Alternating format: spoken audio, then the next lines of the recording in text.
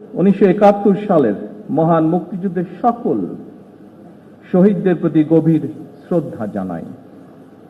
স্বাধীনতার ঘোষক শহীদ রাষ্ট্রপতি জিয়াউর রহমান সহ বাংলাদেশের স্বাধীনতা ও মুক্তিযুদ্ধের ইতিহাসের সকল জাতীয় নেতৃবৃন্দকে কৃতজ্ঞতা জানাই। সকল বীর মুক্তিযোদ্ধা, আহত ও পঙ্গু মুক্তিযোদ্ধা এবং মুক্তিযুদ্ধকালীন বাংলাদেশের সাহসী জনগণের অবদানকে স্মরণ করছে, যাদের অনন্য অবদানে আমাদের আজকের এই স্বাধীন বাংলাদেশ। সম্মানিত উপস্থিতিবৃন্দ, সাধারণত এর আগেও যখন 26শে মার্চ, 16 ডিসেম্বর বা এই ধরনের ঐতিহাসিক দিনগুলোর আলোচনা সভা অনুষ্ঠিত হয়েছে, এর আগেও আমি দু একবার একটি কথা আপনাদের সামনে বলেছিলাম। সেই কথাটা দিয়েই আজকে আমার খুবই সংক্ষিপ্ত বক্তব্যটি উপস্থাপন করতে চাইছি। যে কথাটি আমি আপনাদের সামনে বলেছিলাম সেটি ছিল এমন,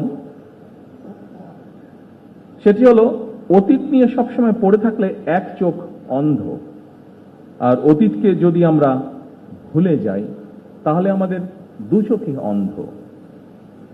সুতরাং আমরা যেমন অতীতকে একদম ভুলে যাব না, ভুলে যাওয়া চলবে না, ঠিক একইভাবে অতীতেও আমরা দেখেছি, খুব বেশি দিন না, নিকট অতীতেও আমরা দেখেছি যে অতীত নিয়ে এত বেশি চর্চা হয়েছে যেটা আমাদের সামনে যে সমৃদ্ধ ভবিষ্যৎ আছে সেই ভবিষ্যৎকে বাধাগ্রস্ত করেছে। সম্মানিত উপস্থিতিবৃন্দ, এখানে আলোচকবৃন্দ কয়েকজনই তাদের বক্তব্যে বলেছেন বাংলাদেশের ইতিহাসের সবচেয়ে গৌরবজনক অধ্যায় আমাদের স্বাধীনতা এবং 1971 সালের মহান মুক্তিযুদ্ধ। বাংলাদেশের জন্মযুদ্ধের এই গৌরবজনক ইতিহাস নিয়ে আপনারা যারা আজকে মঞ্চে উপস্থিত, যারা আলোচনা করেছেন, তাদের মধ্যে বেশ কয়েকজন উপস্থিত আছেন যারা সরাসরি মুক্তিযুদ্ধে অংশগ্রহণ করেছিলেন, মুক্তিযুদ্ধের সময় নৃশংসতা প্রত্যক্ষ করেছেন সেই সকল মুক্তিযোদ্ধা সরাসরি।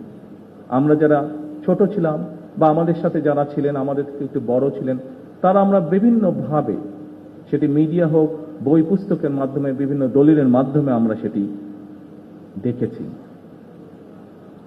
কিন্তু আমাদের সম্মানিত মহাসচিব তার বক্তব্যে বলে গেছেন, শেষ পর্যন্ত তৎকালীন বিশ্বে অন্যতম শক্তিশালী সেনাবাহিনী ছিল, তাদের বিরুদ্ধে আমরা আমাদের বিজয় ছিনিয়ে এনেছিলাম এই বাংলাদেশের মানুষ। সুতরাং প্রজন্মের প্রজন্ম ধরে স্বাধীনতা এবং মুক্তিযুদ্ধের যে গৌরব গাথা তা নিয়ে আলোচনা হবে, গবেষণা চলবে এবং এটাই স্বাভাবিক ব্যাপার। তবে আলোচনা, সমালোচনা কিংবা গবেষণার নামে এমন কিছু করা বা বলা অবশ্যই আমাদের জন্য ঠিক হবে না, যেটি আমাদের স্বাধীনতা এবং মুক্তিযুদ্ধের যে গৌরব ইতিহাস তাকে কোনোভাবে খাটো করতে পারে।